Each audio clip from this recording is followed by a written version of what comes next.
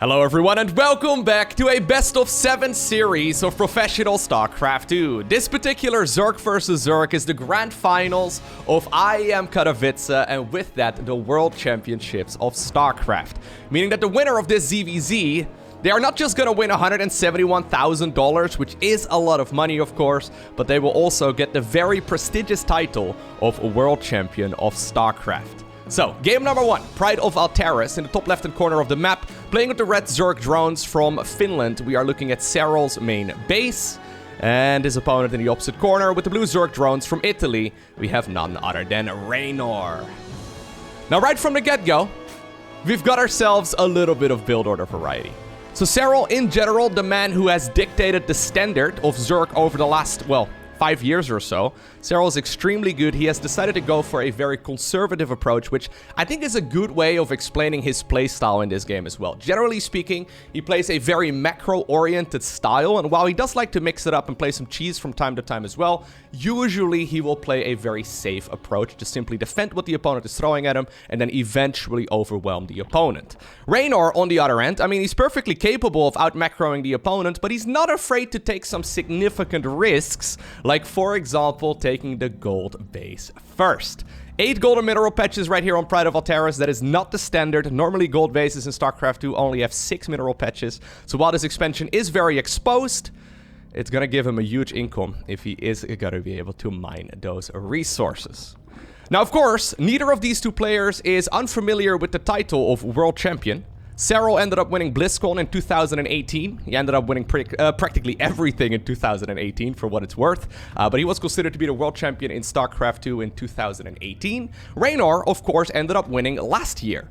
So Reynor looking to go back-to-back World Championships titles. That has never happened before in StarCraft 2. The only person who has ever won 2 is SOS. I think he won in 2012 and then 2014 as well, with 1 year, I guess, in between. So back-to-back has never happened before. An extremely difficult thing to do because honestly, StarCraft in 2012 doesn't even look close. I mean, it looks graphically close to what it looks like right now, obviously, but the skill level has gone up so tremendously that it's almost an entirely different game.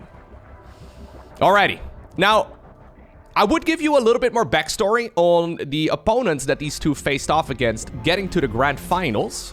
However, since the tournament was quite literally played yesterday, instead I'm gonna go ahead and link the Liquipedia page down below in the description of this video so you can go check it out. Now, if you click that link, spoiler alert, it's also gonna immediately spoil you of the winner of this particular match. So maybe check it out afterwards. However, I know that, you know, many of you don't want to be spoiled just yet because, I mean, there's a lot of games to catch up on.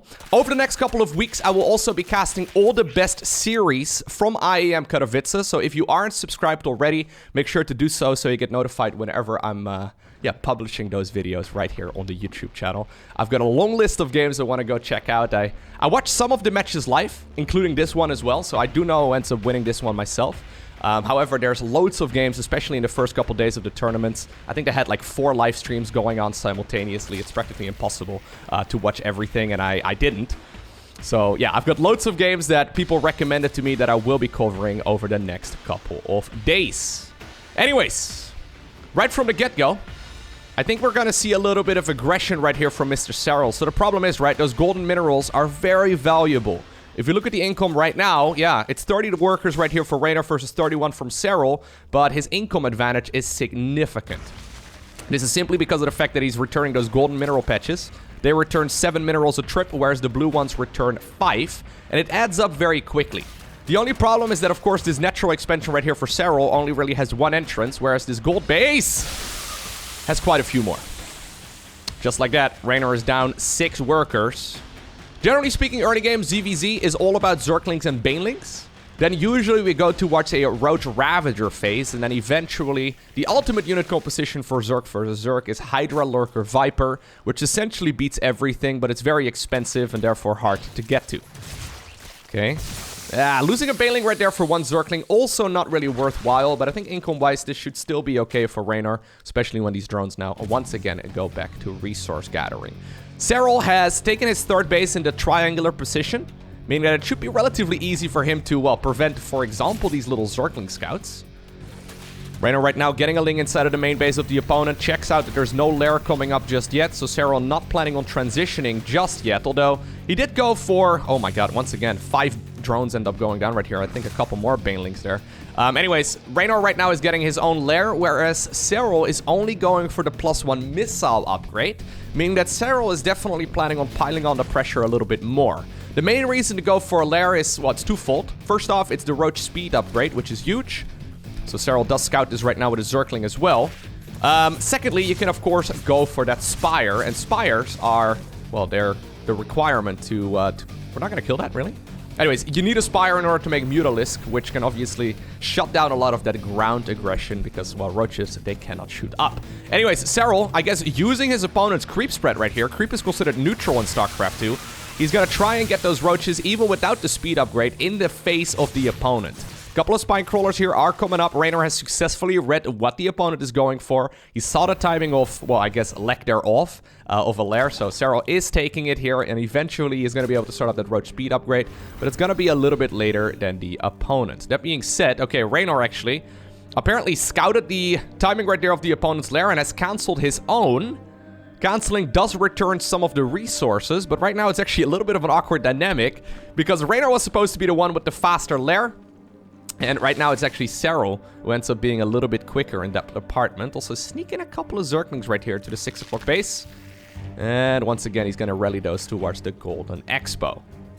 So far I would say that the Gold Expo has not really paid off just yet. It would have been great if you didn't lose 12 workers, I suppose, but... Alright, Serral immediately going into the +2 missile upgrade as well as that roach speed. These two upgrades are going to finish up right around the same time, but it will still be a little while. Reynor has been making himself up for a push, trying to see if he can grab the advantage from those golden minerals right here. Okay.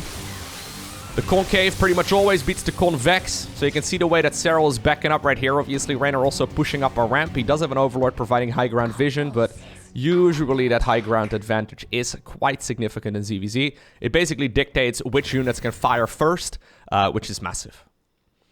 Serral also sneaking a bunch of Zerglings right here on the right side of the map towards the other end. Trying to see if he can maybe snipe a drone or two. Yeah, I don't think that's a bad idea whatsoever. Go into the main base, scout the timing of what's happening, and now he finds out, okay, my opponent indeed ended up canceling that lair. This should make Serral quite comfortable. At this point, he should look at this and be like, okay, well, I know I'm very far ahead as far as the tech goes. For example, you can't start up +2 without a lair. So Serral at this point, well, he knows that his opponent definitely is not going to finish that anytime soon. Together with that roach speed upgrade. So I wouldn't mind it at all, actually, if Serral decides to just go straight into a maxed out army here. And yeah, try and hit the opponent in the face with superior upgrades. If you're both making the same units, obviously the player who has more is going to end up winning, right? Especially if you have better upgrades as well. Alright. Serral taking the gold base as his 4th. The one downside of the golden base is that these mineral fields also mine out very quickly. So you can see right here, barely 8 minutes into the game, a couple of those mineral fields are already starting to look dangerously skinny. Anyways, +2 is finishing up, 15 seconds on the clock. Serral's at the very least testing the waters, trying to figure out if he could go in here. Zerglings setting themselves up for a little run by maybe, but... Okay, queens are even available right now as well. Reynor, of course, has been continuously pushing that creep spread forward. The follow-up right now from Serral, by the way. No Hydras, no Lurkers, none of that. Instead, he's going to improve his roaches. The Tunneling Claws as well as the Burrow upgrade are coming up, so that's going to allow him to move those roaches underground, while simultaneously also healing them up very quickly. So he can already burrow them, but he can't actually tunnel them until that upgrade. Ooh, right over there is finishing up. Gold Expo here for Serral, very exposed. He had a couple of roaches ready to go in for a run-by. Instead, Reynor right now decides to push forward. No Ravagers here in the army of the blue Zerg player whatsoever, though. So those Ravagers are extremely, extremely good. Reynor at this point also recognizes that his opponent's roaches has got some spikes. So that is going to be that upgrade. Oh my god, the Tunneling Clot roaches right over there healing up as well, as they took a little bit of damage as they came in from the flank. Serral just pushing forward right here, using those upgrades of his to deal so much more damage. And I mean, at this point, he absolutely decimated the army of Reynor. Keep in mind, those roaches split themselves off from the pack, so they're gonna, I guess, tunnel towards the Natural Expo. Oh. Serral actually secretly a basketball player in a previous life right there. Biling that one overseer on the retreat path. While I thought he was gonna lose that golden base, turns out he is quite okay. Alright, income advantage has been mostly in the favor of Reynor up to this point. Right now, of course, the finisher is going to be able to take that advantage instead. Multiple fights happening at once, both players speeding up quite a bit. You can see the average actions per minute right now in the top left-hand corner of the screen. Up to 10 buttons a second right here from both of these guys. It is quite ridiculous. I know there's going to be some people here that may not necessarily be super familiar with StarCraft 2, but yes, these players, they are very fast. Game number 1 goes in favor of Serral. Now, in case you haven't seen that many professional games of StarCraft 2, that may seem like a bit of an early GG by Reynor leaving that game. The thing is, in StarCraft 2, you can be ahead in army, you can be ahead in economy, you can be ahead in upgrades, you can be ahead in tech. Those are like the 4 pillars of StarCraft 2. And throughout that game, Serral managed to get ahead in every single department, and there's pretty much no way that Reynor would come back there. So rather than, yeah, I guess, wasting all of his energy on another 5 minutes of a game that he's losing anyway, Best-of-7 series, you gotta pace yourself. He decides to tap out. What seems to be quite early, but there really isn't a way to come back against someone of Serral's caliber. Anyways, Serral mixing it up. While he is known as a conservative Zerg player, okay, he's decided to go for the spawning pool right here at 12 supply. Now, there is quite a bit of variety when it comes to the 12 pool. Reynor actually going for a hatchery first. So this is a very, I guess, economical focused opener from Reynor going up against Serral with an extremely quick spawning pool. He could go ahead and pull the workers if he wants to. He can also just expand out of this if he decides to do so. If he pulls the boys, though, he's gonna certainly have to kill his opponent with this push. Yep, there you go. Okay. He decides to select most of the workers, leaving 3 drones behind. This is going to give him enough income to continuously produce Zerglings out of the larvae that pop out of this hatchery, but the majority of these units will be pulled towards the front. What the red Zerg player here is going to try and do is build spine crawlers on his opponent's creep. There's not really any straightforward build order wins in Zerg versus Zerg, but this is as close as you can get to one. Hatch gas pool right here from Reynor, meaning that his spawning pool is super late. He's pulled a couple of his own drones, trying to block the opponent from getting spine crawlers right here on the edge of the creep, which is exactly what Serral is aiming to do right here. So that is a good delay there. That's probably about a good 10-second delay on the spines. Okay, 3 spines though are coming up. Reynor at this point has finished up his own Zerglings, or his own spawning pool as well, so he's going to be able to produce his own Zerglings. He can also make a queen here if he really wants to. Instead, he's going for one inside of the natural. Serral did run a couple of Zerglings around to make sure that there was no Spinecrawler building inside of that natural expo. That is one response that usually you want to go for. Anyway, Zerglings are spawning right now for Reynor. He needs to shut down these Spinecrawlers before they finish up. A crazy game number 2 here. One spine running dangerously low. Nice counsel right there by Serral, keeping, at the very least, the majority of his units alive. And at this point, I mean, you can follow along on the left side of the screen. A lot of the drones are falling. Second spine also canceled. Serral gonna try and see if he can obtain the victory right here, right now. That being said, Reynor does have a queen out. He does also evacuate the drones right there to the low ground. Okay, Spinecrawler. Okay, it can't root on the ramp. It has to be on flat ground. Oh my god, huge surround right here actually by the Italian Stallion is what they call him. He managed to get a full wraparound right there on the Spinecrawler. The queen actually a little bit distracted. Additional Zerglings running across. The 3 drones continuously gathering income right here for Serral. Worker-wise, it's now 5 versus 4. But I think eventually the Spinecrawler will be killed. And obviously the queen here is extremely tanky. She's also purposefully not injected, so there is enough energy right now for a transfusion available, meaning that the queen can heal up one of those weakened Zerg units in blue. Gotta be so careful, though. If that queen gets surrounded and she gets removed out of the equation, the game is completely different. Spine, or I guess a drone right there, got transfused by the queen. She is taking a lot of damage right now. Drones are running out. 1 worker remains right here for Reynor. Somewhere. Oh, there she is. And 3 drones at this point remain for Serral. A very quick 2-0 right here for Serral. Of course, in a best-of-7, they need to win 4 maps in order to obtain the victory. Serral looking extremely strong. So once upon a time, people considered Serral's Zerg versus Zerg to be quite weak. I always kind of giggled at that whenever people said, well, Serral's bad at ZVZ, because the guy's ridiculously good at it. It's just that his Zerg versus Terran and Zerg versus Protoss are even better.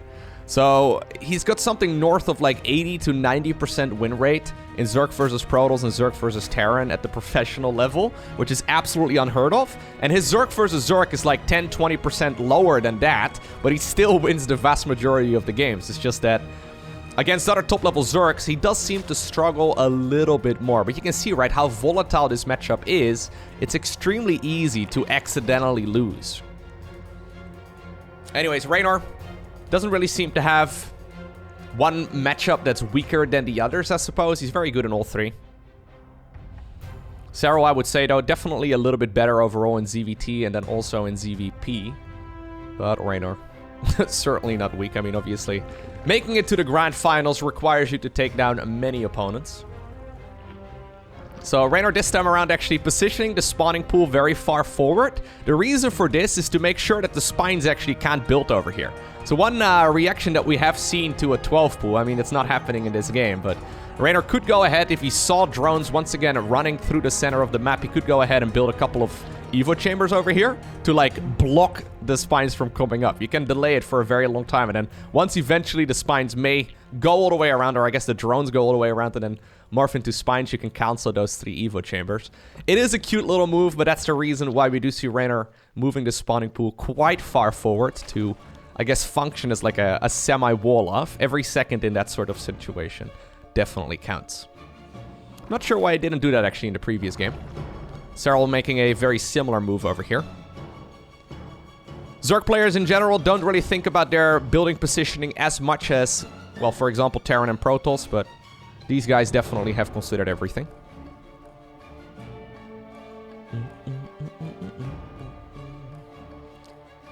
The best analogy I've ever heard for Zerg versus Zerg is a knife fight in a phone booth. I think it's relatively accurate. It's like two guys stuck together in a very small amount of space, trying to just, you know, stab each other. It's extremely difficult to stay alive. But sometimes... Oh, Serral actually got to go for the gold base first right here. Anyways, or not first, second, I guess, after this expo right over here. Anyways, sometimes we do see those longer macro games, especially Dark was showing some phenomenal macro in ZVZ. I'll definitely make sure to highlight one of his games as well over the next couple of weeks. So, again, if you haven't subscribed already, make sure to do so. You can even hit the little bell icon so you get notified when those videos go up with like a little notification on your phone. Anyways, standard openers right here once again. There is a lot of early game variety as well, but this is the go-to. For example, you can go for like, I don't know, a very quick evolution chamber and start up the +1 melee or the +1 carapace or even the +1 missile before Zergling speed. You can skip Zergling speed altogether and go for a Roach Warren quickly as well. The problem is at this level, at this caliber, the players are very scary, right? And they can punish such mistakes very easily. So if they'll sniff out that something's not quite right, they will punish you pretty much right away. So most of the time we do see similar build orders. Anyways, Reynor morphing in a couple of banelings here. Serral, careful now. All right. You can lose up to about 2 drones, or sorry, 2 Zerglings right here to 1 baneling to be cost efficient. Not the best trade right there for Serral, but not the worst either. I don't know exactly what the maximum number of units that a baneling can kill is, but they can kill like a dozen. Easy. Ooh, that could have been like 6. If you went for a manual detonation. The problem with taking... Okay, nice. The problem with taking this as the gold base is that... Like, banelings can come in from the top, right? So, as long as these rocks are up, it's quite hard to actually harass this base. But, yeah, the banelings can come in from the angle you don't expect. And Reynor actually does have a couple of links in that spot. I think that's exactly what he's looking to do here. Normally, I think Serral should probably put an Overlord over here. Yeah. Alright, anyways, he's too busy going towards the other side of the map. He's already gone for a Roach Warren, by the way, very quickly. No +1 upgrades here for him whatsoever. +1 carapace actually happening here for Reynor. Okay. So this is the classical move right here on Blackburn. Oftentimes, though, Serral's very good at the response. Okay. He didn't see this, but he only loses 2 drones there. Crisis management from these guys is also ridiculous. I mean, I can fanboy over them for about most of this series if I really want to, but I guess I'm gonna try and refrain. But both of these players are ridiculously good when it comes to, yeah, not dying. Anyways, Reynor at this point has sniffed out that something's not quite right. He decides to evacuate most of the drones from the third base, and he's now building spines right here on top of that ramp. Serral is pumping as many units as he can right now, and he's trying to send them across. Zerglings did come back, but the roaches have already arrived on the other side of the map. Queens have a lot of transfusion energy, but is there enough right now for the finisher to actually push through here? Lovely wall off right here, though, by Reynor. Yeah, trying to buy as much time as possible for his own roaches to come out, but then also for those spine crawlers to finish, and eventually he does. Queens, though, taking a bunch of damage. Okay, the drones now, ooh, in a little bit of trouble. The Banelings were thinking about running in there, but at this point, if you look at the work account at the bottom of the screen, it's right next to that little wrench icon, you can see that Serral cut a huge chunk of eco. Plus, of course, those Zerglings on the other side of the map have been annoying, and the gold base does get sniped as well by Reynor. Incredible multitasking right here by the young Italian. And at this point, yeah, he's just building more and more units, and he's got way too much for Serral to stay in this game.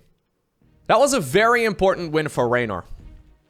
Being 3-0 behind in a best-of-7 series? I mean, at that point, you gotta win 4 maps in a row, which, again, against someone like Serral is practically impossible. I don't think he's ever lost 4 maps in a row. Like, literally ever. Ever since he picked up StarCraft 2, he's probably never lost more than, like, 3. No, but seriously, winning against someone, especially on a big stage, right? So this was played in front of a live audience as well. It's practically impossible to win 4 in a row. Serral, very solid when it comes to playing on stages. It's a very different experience, right? So, over the last couple of years, of course, most of the tournaments have been played online, with the exception of the GSL Code S over in Korea. And playing in front of a live audience on a different computer when you can, like, look right next to your monitor and see people staring at you, I mean, that is not quite the same as playing from the comfort of your own home. Anyways, the reason I bring it up is because many of the pro players, even very experienced ones, do play significantly worse in offline events, but Serral is not one of them. I would say Serral actually seems to power up when he's playing in offline events. Reynor, likewise, always a bit of a memester. Always very confident in himself. He mentions this every single interview that he's ever done, that he's always very confident in his abilities. StarCraft 2 is very much so a mental game as well. If you think you're gonna lose, you will probably lose. So definitely not someone who's affected much by nerfs either, but... For example, even players like Maru have historically not performed as well in offline tournaments overseas as he has online, or for example in the GSL studio. And Maru, of course, an absolute world-class player. Anyways. A lot of that is experience. Serral's got quite a bit more of it than Reynor, but I don't think it really affects Reynor all too much. Once again, very similar build orders right here if you look at the... Well, very similar. Identical build orders right here. If you look at the production tab, you may have noticed that practically everything is the same. We will probably see some minor deviations soon enough, but over the years of StarCraft 2, the best way of playing has been figured out very well. Serral right now scouting out the amount of workers right there inside of his opponent's natural. I guess that the Overlord for Reynor was pulled back a little bit sooner. But then again, you're playing against Serral. Serral has essentially, like I said, invented the standard, so you barely even need to scout him because you're doing the same thing as he is, because you probably copy it from him, right? So, anyways. Zerglings running on over towards the third base. And guess what's going on the other side of the map? Reynor doing the same thing here as well. Bailing Nest coming up. A little bit of a faster Overlord here for Serral. But I'm expecting one here as well. There it is for Reynor. Yeah, so 2 Zerglings aren't really quite enough to finish a base like that. But it is going to force the opponent to make a couple more Zerglings. So ZVZ is very much so decided by the drone count. The player with more workers will be able to produce more of the same units. And assuming you don't run all of your Zerglings into one Baneling, the person with more eco will more often than not win. So it's very much so a game of drones. And forcing the opponent to make some Zerglings means that they're not making workers. Everything Zerg does come from those little larvae. Anyways, a lot of Zerglings right now. Going across the map, Serral spending his first inject on more Zerglings. This is forcing Reynor right now to build a couple of those Banes. Is there enough, though, for Serral to kill the opponent's third base? That's what he's aiming to do right here. He is droning behind it, so I don't think he's really expecting for this to happen. Nah. Sneaking out a Baneling over here as well. It takes 2 Banelings, though, to blow up the mineral line, so not quite enough. So, for a little while there, Reynor had more workers. I think he's actually going to maintain that advantage for a bit longer as well. Serral right now, though, trying to catch up in that department. Yeah, so clean defense right there for Reynor. So that's a good example, right? That is one of those moves, if you throw it at a weaker opponent, right? Like, for example, me. If I were to be defending that, I would probably lose one of the queens, and then maybe 2 drones as well, and then suddenly I find myself behind. It's one of those little skill checks that these top-level players like to do. And mistakes can very easily be made. Once again, a couple of Zerglings right here. He's going to try and see if he can maybe pick off a drone. Reynor responding immediately. What's better than 2 Zerglings? 3 Zerglings. Queen over here. Okay, completing that wall off as well. Making that scout impossible. We see a queen on the other side of the map too. It's funny to me how in sync these players are. There's continuous scouting, right? So, okay, I can't get into your natural. I can't get into your main base. Doesn't matter. I'll scout the amount of drones that you have at the third, right? So Reynor at this point scouted, okay, my opponent has got some workers. He seems to be making more. If you can see what's popping out of the cocoons, that's obviously absolutely massive. Serral, though, right now, going for a couple of roaches, it seems. Reynor at this point, though, 58 workers. Okay, that was a good detonation. 58 workers versus 50. Serral adding on more. No Overlord over here. It's actually a little bit sloppy. Serral trying to create as much chaos as possible. Hoping that these Banes over here will sneak in. I mean, you could get a juicy hit there for sure. Lair coming up, by the way. Spire here coming up already for Reynor. He's already finished the Lair. Okay. Good reaction speed. Very good reaction speed. Serral right now apparently content with just denying some mining time. Okay, eventually he gets some damage in. Another one of those moves that can accidentally lose an entire mineral line. Alright, so the Spire is what Reynor needs here to be able to produce Mutalisks. 5 Mutas aren't gonna really stop roaches. I mean, technically, of course, they will eventually, but the problem is that Mutas eventually, like, they take too long, right? The roaches just simply kill too much stuff in the process. So Serral right now getting his own Spire going as well. I don't think he scouted his opponent's Spire. No, he hasn't seen it. And likewise, Reynor hasn't seen the opponent's either. But we could get some crazy Muta wars over here.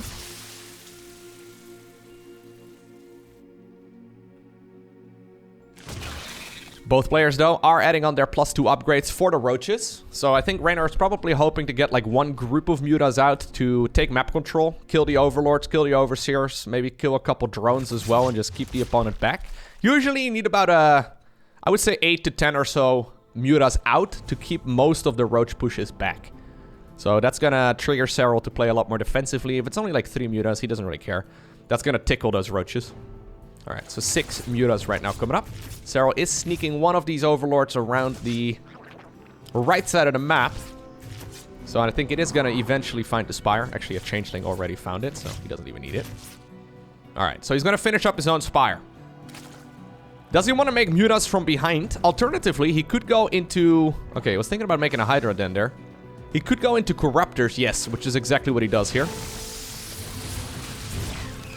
So Corruptors versus Mutas are very effective, or like that engagement is very effective, cost efficient for the Corruptor player. The problem, of course, is that Corruptors can't really attack down, right? So they have a caustic spray ability that they can use on structures. But Mutalisks can hit both ground and air, and they're quite a bit faster too. Okay. A little bit of damage.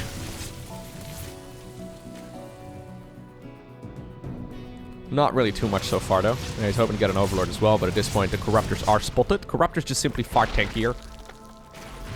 200 life right here for the Corruptors versus 120 for the Mutas. But, of course, yeah, numbers are still very important. Corruptors also more expensive. Alright, so both players have secured their 4th base. Yeah, now we're in a weird situation, though, where, like, Reynor doesn't really want to move away from mutas. He probably was only intending on making one group of them. But right now he sees his opponent making corruptors, and he's like, okay, well, if I make enough mutas, then eventually I can overwhelm the corruptors, and at that point, the corruptors and the rest of the Zerg army is... yeah, it's not going to do much, right? Like, you have to win that air battle. So neither player really making a whole lot of ground units at this point in the game. Reynor did make a round of Zerglings, fair enough.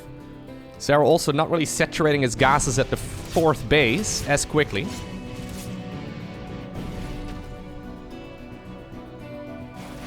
Fifth expansion coming up as well, or I guess 4th expo, 5th base coming up for Reynor. Queen's even helping out here too, a Spore Crawler dealing some damage. That was a fantastic fight right there for the Finnish Phenom. Roach is coming towards the front, Zerglings going towards the 3rd. Corruptors fighting over there. These players somehow, some way fighting 3 battles at once. Believe it or not, they also only have 1 monitor. Just be faster, okay? Like, if you're struggling, just don't be slow. Just, you know, be quicker.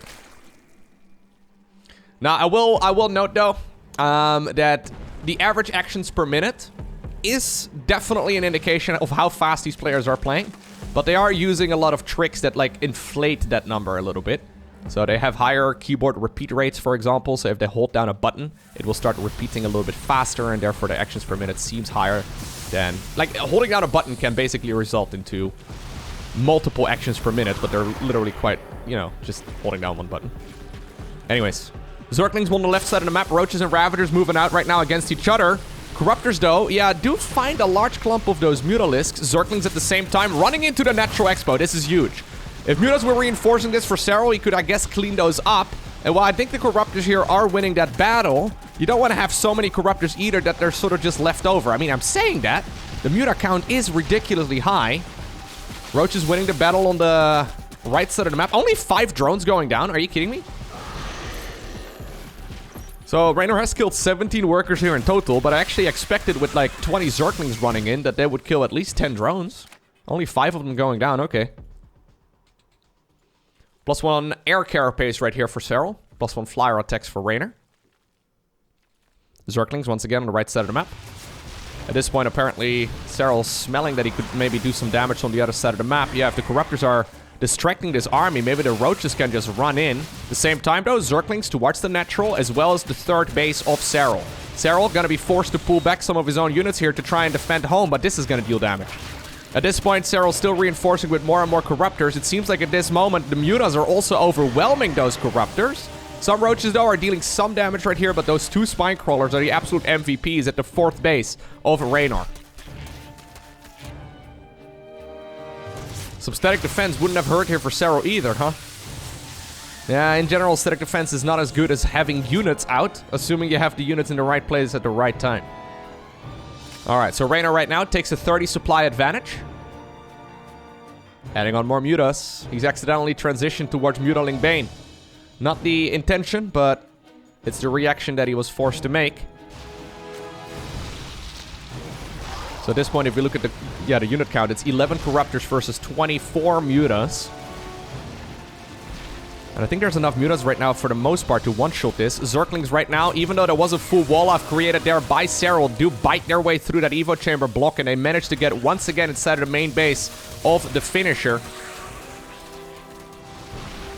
Serral hits GG on the keyboard, knowing he's behind in more ways than one. And with that, Reynor gets another point. Alright, Glittering Ashes. Game number 5. Can you feel the tension building? Imagine you have to play one best-of-7 for $171,000 first place price, $76,000 second place. That's a lot of money. Now, of course, a lot of the pro players, at least the ones that I know, they live relatively simple lifestyles. Not entirely sure what Serral would do with that amount of money. I guess he would just, I don't know, buy stocks or put it in the bank or whatever, right? He would probably do something relatively boring with it. Maybe Reynor would spend it on something fun. But probably not. You'd probably buy some Gucci shoes or whatever for like $800. And, yeah, the rest, I guess, goes on the bank. It's kind of funny, actually. Like, most of the Korean guys as well, many of them have done very well for them financially. for themselves, that is. But, yeah, they don't really live the fanciest of lifestyles. Fun fact, by the way, leading up to this particular tournament, there were 3 players that were very close to hitting $1 million in prize earnings for StarCraft 2. That doesn't include team salary or sponsorships and all the rest of it. Serral was sitting very close to $1 million, Rogue was sitting very close to $1 million, and Maru was sitting very close to $1 million. And I know that Dark, if he ended up winning the entire event, he would sit, I think he's currently at like $850,000, or like before this event, he was sitting at $850,000. So if he would have made it to the grand finals and won, he would have also been one of the players to make it past the $1 million mark. I do know that this particular event has created the very first StarCraft 2 millionaires, at the very least as far as prize money goes, which is pretty cool. It's pretty nice. For some of them, they've been playing for a long time, but for many of them, well, even Serral. Like, Serral, we always talk about how Reynor is, like, very young, and MaxSpecs is very young. Let me actually get the exact age of Serral. Serral is currently 23 years old. So he's born in 1998. Anyways, just something to keep in mind, I suppose. Serral has been winning a lot of tournaments for the better part of, like, 5 years now. And we always talk about how the other guys are young, but it's not that Serral is a boomer, okay? He's just a very mature personality as well, I suppose. He's always talked like an adult whenever you hear him speak in any of the interviews that he does. Even, well, like I said, like 5 years ago. Anyways, what do we have right here on Glittering Ashes? Glittering Ashes is an absolutely massive map. So is, for example, Pride of Altaris, but the problem is that this map doesn't really have any... Well, the difference is that this map doesn't really have any shenanigans. So you have a bunch of relatively easy to defend ramps right over here. And there's no gold base. So Pride of Altaris sees a lot of gold base cheese. This map, yeah, it doesn't really feature anything along those lines. So usually, this is a map where we see longer macro games. Of course, on larger maps, usually Mutalisks are going to be more efficient as well, right? You can imagine that units that are more mobile are going to be more efficient on larger maps, especially, well, flyers that can just simply fly over everything, right? They don't really have to worry about crevices and ledges and ramps and all that. They just fly over all of it. So mutas are certainly very popular on maps like this, whereas on, for example, Curious Minds, the smallest map in the current map pool, mutas aren't very common. You can still play them, but just not as good. Little moves like that, right? Pulling back that weakened Zergling. Most players there would commit, right? You're like, I'm gonna send the Zergling in for the scout. Right? And then, you see the Zerglings right there defending as well as one queen. You're like, well, this was your job. I'm going to send you in anyways. Serral instead has sent the Zergling all the way around. I think it will still be used for scouting, and it will probably still go down eventually, but it's cool to see that he's taking care of his little Zerglings, right? I would want to be a Zergling in Serral's army. Yeah. He seems to take care of them. I mean, most of them still die, I suppose, so I'd rather not, but if I have the option... Probably seems better than, well, for example, in my army. Anyways, once again, Wolof's right here, mate. Making sure that the opponent can't scout much. So Serral injecting, pulling it back to the choke point. Drones, obviously, with their mineral walk, can pass through units like that, so it's not slowing down the economy here. You can see Reynor doing the same thing. Alright, so bit of a faster lair right here for Serral. Reynor going for his own. Not much of a difference there. Focusing on a little bit more economy here first and foremost. Maybe a slight gamble right there from Reynor. Because you never know, right? I guess you scout the amount of drones that your opponent has at the third, but I mean, Serral could be faking the drones at the third. He could be moving drones from the main base to the third. Anyways, as expected, Spire comes up right now for Serral. Wouldn't be surprised to see a Spire as well for Reynor here in a little bit. You still add on the Roach Warren here, and you usually still go for +1 missile and +2 missile as well. Even if you plan on playing mutas, just because... If your opponent is playing mutas, you usually still need, like, roaches to defend against Zerglings and stuff. And the +1 upgrade makes a huge difference against Zerglings in particular. So normally, a roach, when they're unupgraded against unupgraded Zerglings, they will take 3 attacks to kill a Zergling. But with +1 missile, it takes them only 2 attacks. So, yeah, it's very helpful to have this out. And obviously, you can always transition towards Hydras and then eventually Lurkers as well. Usually, if you see a melee upgrade right now, it's a... Well, we see that all the time as well, especially in the Korean Zerg versus Zerg meta. But it's a big indication that you want to stick around on Mutaling for a long time. And obviously, you can always click on your opponent's units as well to see what upgrades they have. This is something that these players are doing all the time. So say Reynor clicks on one of his opponent's units and they see that, well, he's got +1 melee done. It's a huge indication that Serral does not plan on transitioning away from it, so Reynor can go harder into the defense. It's little tells, little bits and pieces that give these opponents, or these players, what they need to know from the opponent. Anyways, a lot of banelings. A little bit ambitious here, to be honest. I don't really like this. There's a very substantial amount of stuff. Straight into a hive right now from Reynor as well, by the way. So he's gone +1/+1. So this is a big indication that he wants to transition towards some higher tech units eventually. So this is surely something that Serral will figure out here very soon as well. Zerglings on the left side of the map. Corruptors coming up here already, actually, for Serral. A huge misread. I think Serral is thinking right now, he maybe have seen the... No, he hasn't seen the upgrades yet because they aren't done. Good defense here, but this is a big misread right here for Serral. He's making the assumption that his opponent is playing Mutas. I guess he's putting 1 and 1 together with the timing of that 4th base and then the amount of Zerglings and the lack of roaches that are out.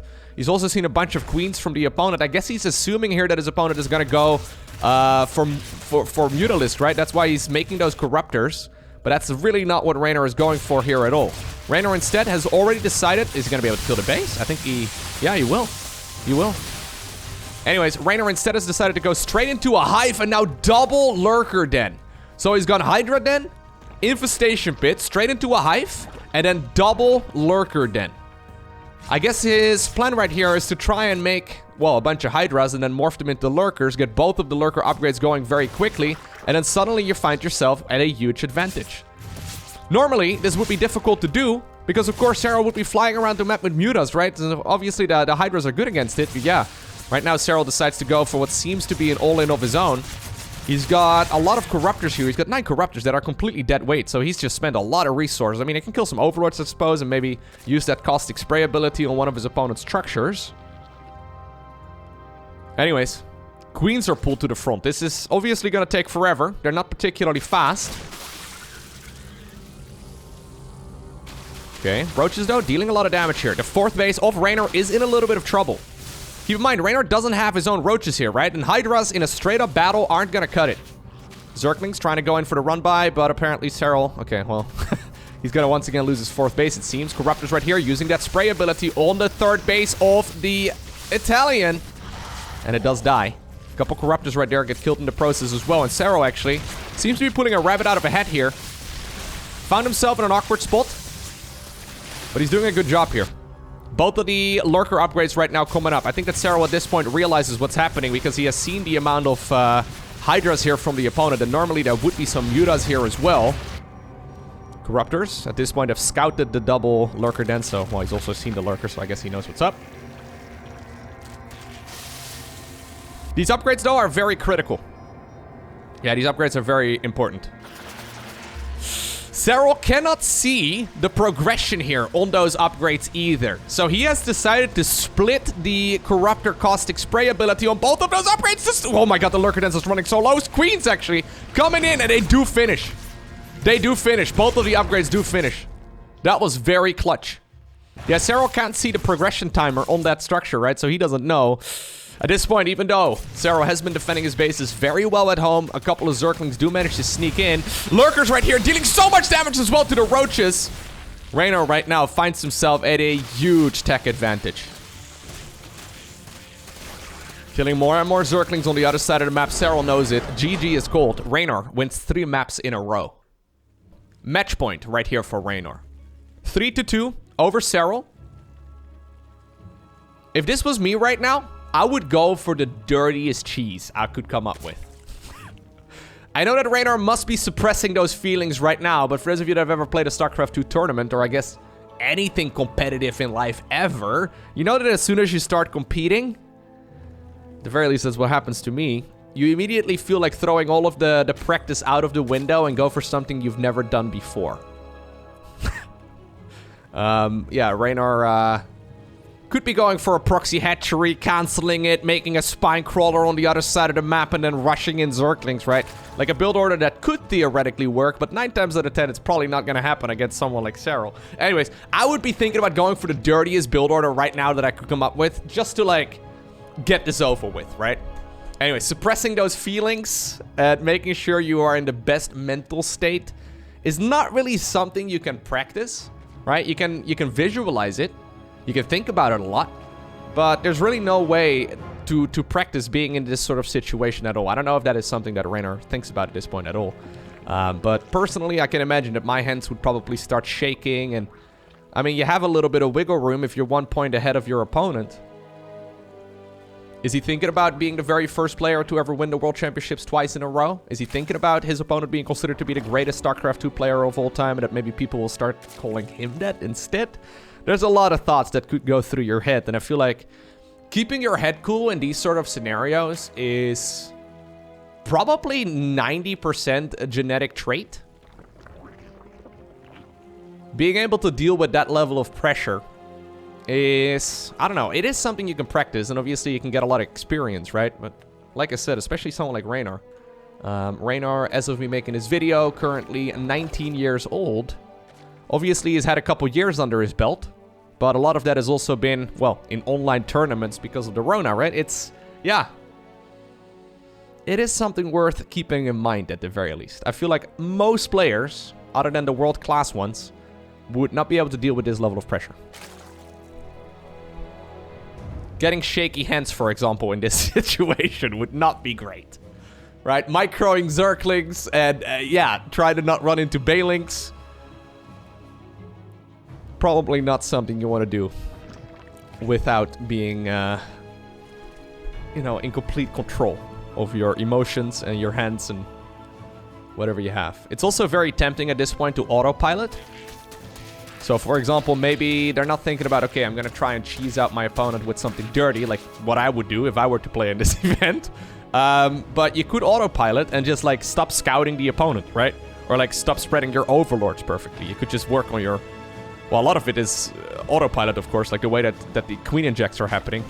A lot of that is just something that Serral has practiced over the course of many years, and therefore he can do without really thinking about. But it is easy to forget about Zergling scouts, overlord positioning, and all the rest of it as well. Anyways, nothing's crazy happening here, though. Both players going for very standard build orders. Normally, you go for link speed first, into a Baneling Nest, then around 320, right around the time 330 or so when the Baneling Nest finishes, you go for the Evolution Chamber, and then the Roach Warren at around the 4-minute mark, and then usually the lair a little bit after that, although apparently Reynor decides to start up a very quick lair. This is something that Serral would like to scout. The Zerglings, though, creating a full shield right there. They don't want to be spotted. So that's a very quick lair. Serral going for his own as well at the 4-minute mark, which is already considered to be quite early. Anyways, there's the Roach Warrens going down. Oh. Reynor apparently not happy with the positioning right there. Ooh, not happy at all with the positioning right there. Maybe some nerfs do come into the mix right here, right? So, canceling the Roach Warren twice there, because I guess the first time around it was a full wall off. Second time around, the queen could not even fit through. And then, well, the third time around, he's finally got it down. Yeah, maybe there are some nerfs getting into the mix here. Can't blame him. Serral doesn't, like, if you've ever seen Serral play in a tournament, he does not care. I mean, I'm sure he cares, but at the very least, you can't read it on his face at all. He does get emotional in between games when he loses. But in general, he seems to power up, like I said, in offline events. More so than other players. He seems to be playing better, especially from behind. Alright. So there's a very quick spire right here for Reynor. Serral going for the +1, as well as the Glial Reconstitution. That's the Roach Speed upgrade. So Reynor planning on playing an air-based army, at least for a little while. Already getting his own Roach Speed as well. And then probably follow up with a couple of Mutalisks, where Serral will be playing a little bit more defensively. Okay, Serral right now scouting out the gas timings here. He's already got his own. That gas right there was quite late, though, all things considered, so... Not exactly sure if I like it. Serral right now making 6 Overlords at once. Okay, so even though he seems like a very stoic man at this point in the game. Small errors here. That was a lot of Overlords at once. Uncharacteristic. I mean, it's better than hitting a supply block, don't get me wrong, but still a little bit strange. Okay, that was nice, though. That was very nicely done right there by Serral. He's gone for a Nidus Worm. Okay. So, wait. Serral at this point is reading this, I think, as a Muta opener. Even though he hasn't seen Mutas, I guess he must have noted the timing right there of the Glial upgrade or something along those lines. He must have realized that something is not quite right. So he's put down a Nidus network. Nidus network is going to allow him to tunnel units from his side of the map towards the other side of the map. And that could include, well, I guess the Queens as well, right? And Queens are going to be super helpful. Anyways, 5 Mutas here coming up. Immediately, the third base has been evacuated. Reynor is going to start losing some drones over here. Serral, though, doesn't have a bad eco on the back of this. So the Mutas at this point are out. It's going to take a little while for those units to actually pop out as well. Okay, there's a couple of Queens. I actually don't like...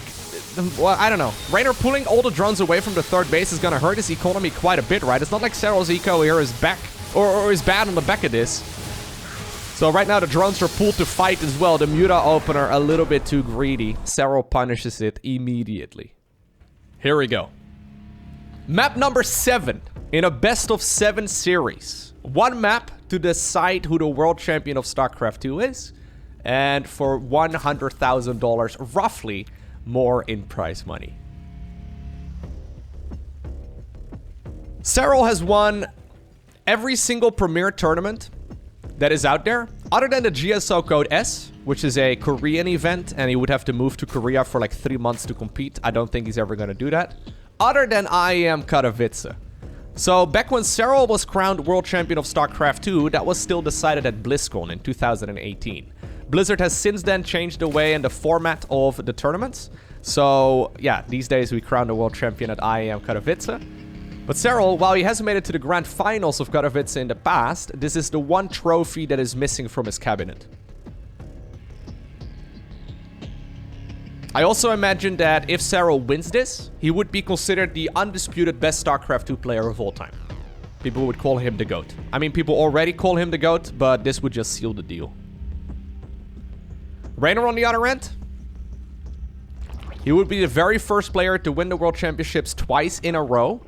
And even though in the couple of years that he's been playing, it would probably be a bit soon to call him the GOAT, right? To call him the greatest of all time, just because of the time frame. But it would certainly jumpstart it. And I definitely imagine that a lot of people will start calling him the GOAT if he wins this. Curious Minds is the smallest map in the current map pool. So the distance from natural to natural is actually very short. Meaning that ground armies and aggressive openers in general are usually more effective just because you can catch your opponent off guard, right? Like, imagine on a larger map, you see your opponent making units, like say on Glittering Ashes. Oftentimes, you can still get yourself an entire production cycle as Zerg out before the opponent actually reaches your natural expo. On this map, you're gonna have to have units out in advance. Not a lot of wiggle room here. Basically, no margin for error. Both players, though, still brave enough to open up Hedge Gas Pool once again. Not bothered by the nerfs, or at least not much. Overlords in near identical positions as well. Third base is coming up. Serral taking his in the triangle position. Same can be said for Reynor. A couple of Zerglings right here for Reynor trying to defend the third base rather than running them across. Serral decided to run his across. Takes the watchtower over here. It doesn't see too much, but say the links. Yep. Run in that direction. He's going to be able to see them. Okay, they decided to run back again. But he would be able to see them coming up.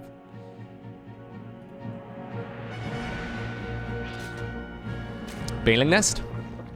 And I'm expecting an Evolution Chamber on both sides of the map right when that Baneling Nest finishes.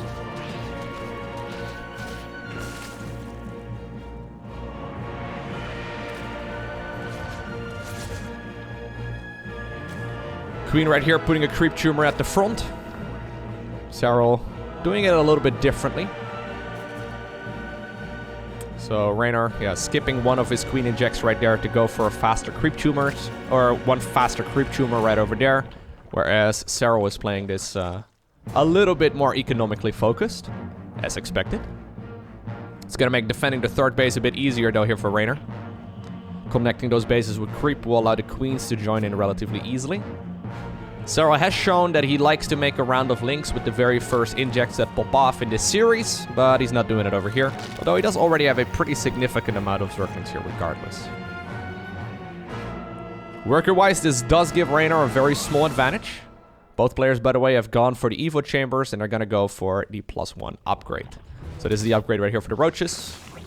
Roach Warren coming up. Also for the queens, for the hydras, the lurkers. The missile upgrade.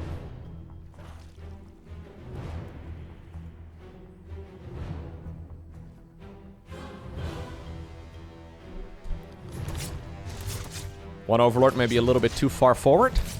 The creep is spreading in this direction. Overlord gonna provide high ground vision, but I don't know if that's gonna be able to escape. No, I don't think it will. So that's one Overlord going down. I know I've been highlighting it a lot, but losing an Overlord at this point in the game, wow, it's not really that big of a deal. It is a mental hit, right? Like, you don't want to lose an Overlord. It makes you feel foolish to lose an Overlord. That one shouldn't have been that far forward. It shouldn't have been picked off. And you can look right here. Serral hasn't made that mistake. So it's one of those things where you can beat yourself. You can beat yourself up mentally. Little mistakes like that can add on. Anyways, Lair coming up. Both players trying to drone up 3 bases as quickly as they can. Serral, once again, trying to check out the amount of workers there instead of his opponent's third base. Couple of banelings over here as well. I think he saw the Zerglings or something running around. And he's going to spot these 2 banelings. Nice move. Very nice move. Okay. Overseer coming up for Serral. Roach speed starting on both sides of the map. Is anyone going to drop the Spire? Again, on Curious Minds, Spires, not necessarily the best way to play. Especially once these rocks are down in the center. I mean, they're practically next door neighbors.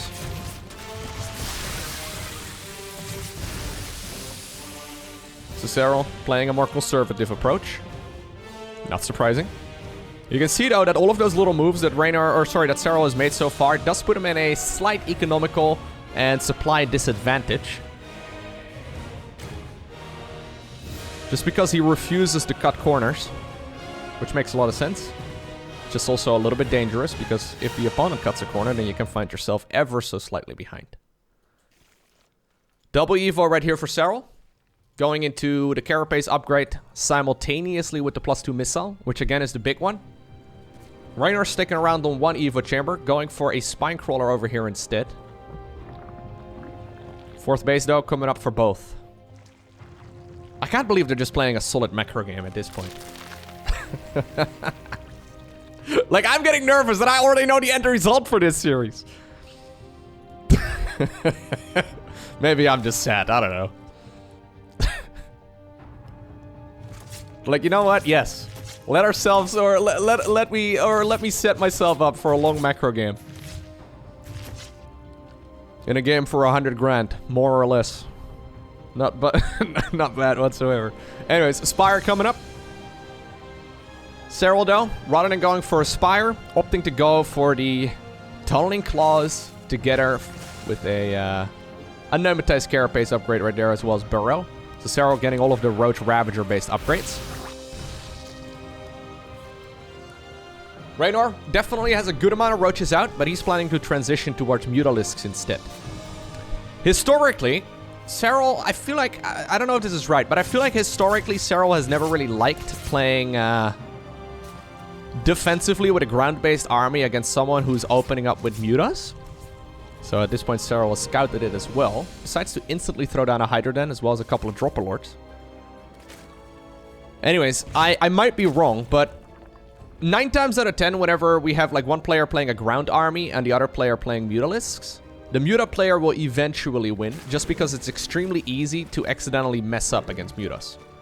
You only have to not pay attention once. Like, the thing is, right, the opponent is going to take full map control, Overlords are going to be pushed back, and therefore you know you know very little about where the opponent's army is located, then you can be caught off guard very easily. Anyways, 11 mutas right now are coming up. Serral does have more upgrades here than the opponent. +2 missile finishing up right at this point in time too. Plus you can see with the little spikes right there that he does indeed have got himself that tunneling claws upgrade. And this seems like a very significant advantage right here for Serral. A huge army here in red moving across. At this point though, the mutas are out. Overlords filled with units are, I guess, separating themselves from this this pack. I almost feel like they should have been part of this main force. 8 more mutas would have been really nice. But apparently Serral is setting them out to, different locations. Buying himself time right now for 15 Hydralisks to come out. I feel like as soon as those mutas notice that there are... Well, he's going to still go for the other side of the map. As soon as these units are spotted, I feel like the mutas probably need to come home to try and clear out those overlords. And Serral is dealing some damage right here on the other side of the map right now. Good transfusion right there by Reynor, keeping it alive. But yeah, the mutas are going to... Yeah, they're going to try and come home and clean up these dropper lords, which is going to give Serral enough time to get the ranged upgrade here, as well as the speed upgrade that will follow up soon. Once again, pushing across. We now have 19 Hydras and 30 Roaches versus 53 Roaches right here and a bunch of mutas. Tunneling claws here, keeping those Roaches alive for a little while longer too. Reynor not bringing an Overseer right there with those Mutalisks. So he can't actually finish off everything. Means that the multitasking right here of Reynor is once more going to be stressed. Hydras deal way more damage than Roaches do. However, they need something in front of them to tank.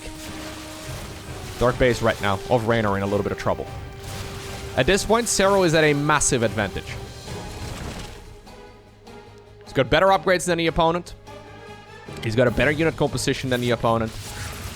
And while he has killed 9 drones, most of those have been replaced.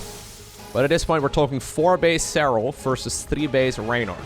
So economically, I would say it's pretty much even, but tech-wise and then also upgrade-wise, Serral is slightly ahead. Infestation Pit coming up for Serral. Preparing himself to transition towards Hive. Usually Hive tech is only taken when you go for the lurkers.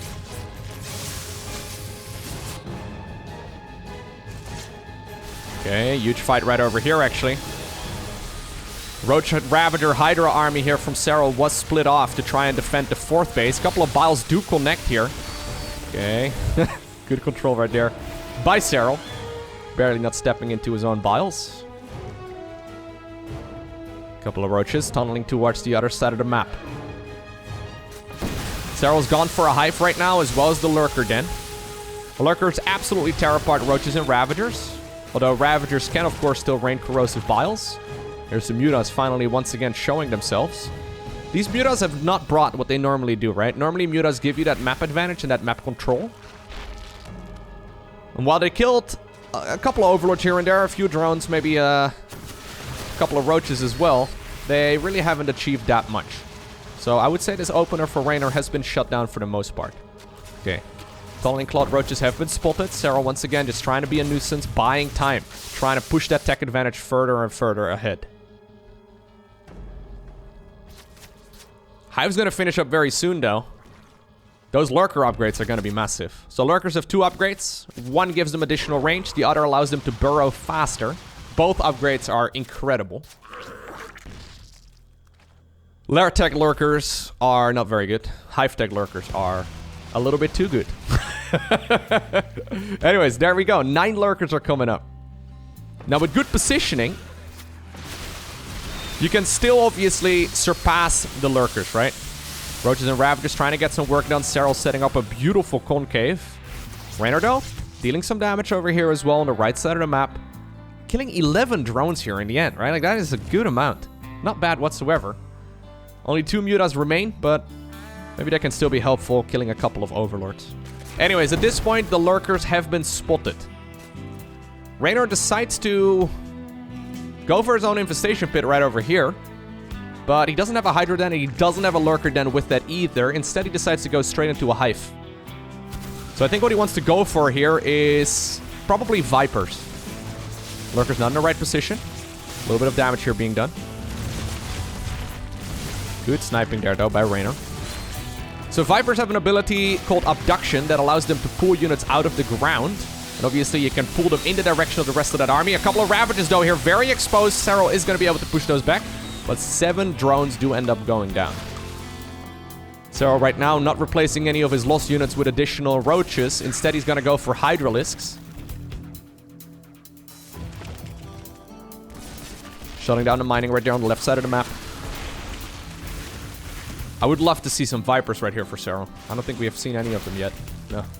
We should really have Vipers here with this army as well. But Serral apparently smelling blood in the water. He wants to try and see if he can push right here, right now. This is an army that Reynor can't really beat with just roaches and ravagers. Lurkers leapfrogging their way forward, very slowly advancing. Serral once again trying to create a chokehold on that third base that Reynor has now acquired for the second time. Looks like that base indeed will be abandoned. Serral's going to be able to kill it, although this concave right here heavily in favor of the Italian. Okay, good corrosive balls right there as well, sniping a few of the lurkers. Oh. Serral decides to go home. I would say that this is probably a little too conservative. This is a typical Serral move, though.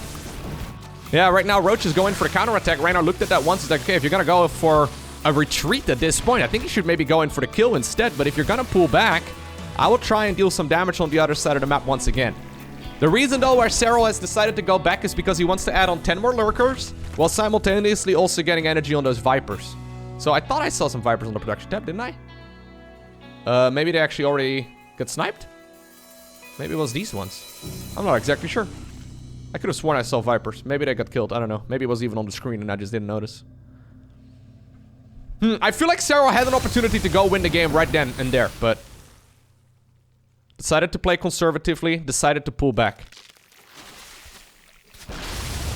Keep in mind, though, we're still talking about a blue Zerg player here. Oh, a little bit of fat fingering right there of the hotkeys, too. Did you see that?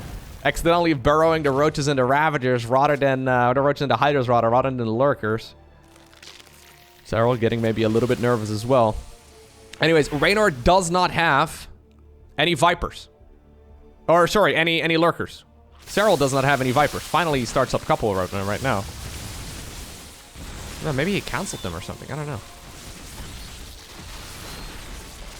Okay, this may be a little bit too adventurous, though. Reynor doing a fantastic job keeping a lot of those red units back. There's a little bit of a pause in the game. Reynor doing a good job keeping those red Zerg units back. However, I do still feel like he's on a bit of a timer. So he's got 3 Vipers of his own here. I guess the intention is to just simply abduct as many of the lurkers as possible and then push through with the roaches and ravagers. Not an easy unit to control properly at all, but I mean, it's certainly something you can deal damage with, and that's 4 lurkers down the drain. 5 lurkers get sniped. Beautiful moves right there by Reynor.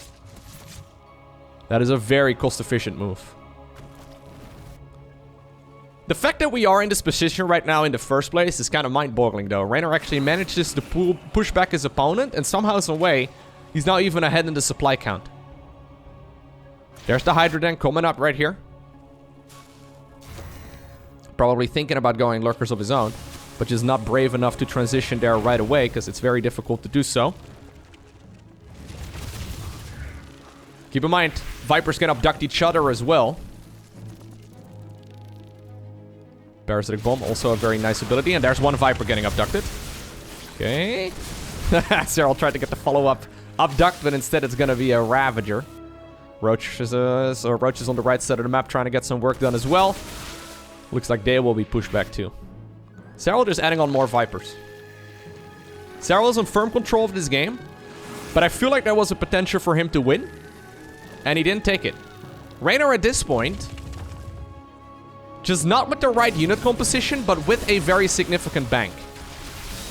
Not something to be underestimated. He should go for his own lurker then and start getting those upgrades out. He's getting in some Hydralisks. So he's trying to just simply run circles around the opponent here and try to keep him back. Trying to buy time for that economical advantage to just get bigger and bigger and bigger. Serral trying to be obnoxious here with a lurker. Slow and steady wins the race. Okay, a lot of Zerg units right now moving across at the same time, though. Yeah, this is the opportunity I think that Reynor was looking for. He once again catches that red Zerg player off guard. And once more, Reynor pounces on it. He immediately grabs a bunch of the Lurkers, grabs a bunch of the Roaches. A few of the Ravagers of Serral have gone down as well. Lurkers once again get sniped, but with that, the Overseers actually died as well to Spore Crawlers. So Reynor is going to have to retreat. Well, he does have an Overseer over there, actually. Never mind. Serral right now, 30 supply behind. Almost, anyways. He doesn't have a bank. Reynor adds on his own Lurker then. He's got the Hydra upgrades done. He's got +3/+3 done as well. Trying to just heal up some of those units. And this is working out much better than I thought for Reynor. Oh, abductions right here. Okay, a couple of the Vipers do trade place. Okay, even a few of the Overseers get abducted. Yeah, not bad. That's 50 gas each. It's gonna be another couple minutes here until Mr. Reynor will have all of his upgrades done. But eventually, he should arrive at the same unit composition as his opponent. 5th base has been taken all the way down south. Reynor trying to do the same right here, all the way up north.